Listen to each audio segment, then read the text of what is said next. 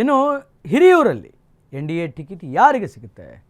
ಅದು ಭಾರತೀಯ ಜನತಾ ಪಾರ್ಟಿ ಪಕ್ಷದ ಪಾಲಾಗುತ್ತಾ ಅಥವಾ ಜೆ ಡಿ ಎಸ್ಸಿಗೆ ಹೋಗುತ್ತಾ?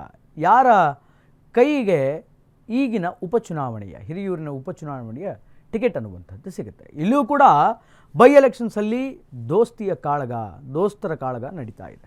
ಇನ್ನು ಇದಕ್ಕೆ ಸಂಬಂಧಪಟ್ಟಂತೆ ಒಂದು ಬ್ರೇಕಿಂಗ್ ಇದೆ, ಬ್ರೇಕಿಂಗ್ ನೋಡ್ಕೊಂಡು ಬರೋಣ.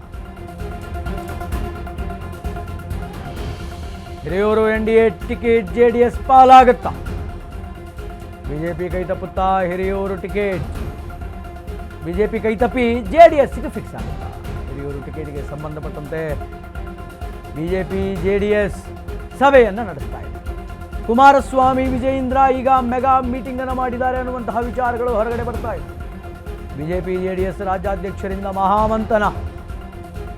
ಜೆ ಡಿ ಎಸ್ ಸ್ಪರ್ಧಿಸಲಿ, ನೀವು ಸಪೋರ್ಟ್ ಮಾಡಿ ಅನ್ನುವಂತಹ ಮಾತುಗಳು ಈಗ ಕೇಳಿ ಬರ್ತಾ ಇದೆ. ವಿಜಯೇಂದ್ರ ಮುಂದೆ ಬೇಡಿಕೆ ಇಟ್ಟಂತಹ ಕುಮಾರಸ್ವಾಮಿ ಡಿಕೆ ಸರ್ಕಾರದ ವಿರುದ್ಧ ಜಂಟಿ ಹೋರಾಟ ರೂಪಿಸುವ ಬಗ್ಗೆ ಚರ್ಚೆಯನ್ನು ನಡೆಸಿದ್ದಾರೆ ಉಭಯ ನಾಯಕರು.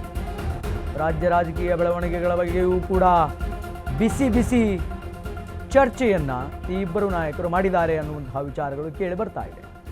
ಒಂದು ಕಡೆ ಕಾಂಗ್ರೆಸ್ ಪಕ್ಷದಿಂದ ಮತ್ತೊಬ್ಬ ಹೊಸ ಅಭ್ಯರ್ಥಿಯನ್ನು ಕರೆದುಕೊಂಡು ಬಂದು ಎಲೆಕ್ಷನ್ಗೆ ನಿಲ್ಲಿಸುವಂತಹ ಮಾಸ್ಟರ್ ಪ್ಲಾನನ್ನು ಡಿ ಕೆ ಶಿವಕುಮಾರ್ ಅವರು ಮಾಡಿದರೆ, ಇದೇ ಬೈ ಎಲೆಕ್ಷನ್ಸಲ್ಲಿ ಯಾರಿಗೆ ಟಿಕೆಟ್ ಕೊಡಬೇಕು ಅನ್ನುವಂತಹ ಸಭೆಯನ್ನು ಈಗ ಉಭಯ ನಾಯಕರು, ದೋಸ್ತಿ ಪಕ್ಷದ ಉಭಯ ನಾಯಕರಾಗಿರುವಂತಹ ಕುಮಾರಸ್ವಾಮಿ ವಿಜಯೇಂದ್ರ ಅವರು ಮೆಗಾ ಮೀಟಿಂಗನ್ನು ಮಾಡುವ ಮೂಲಕ ಡಿಸ್ಕಸನ್ನು ಮಾಡಿದ್ದಾರೆ.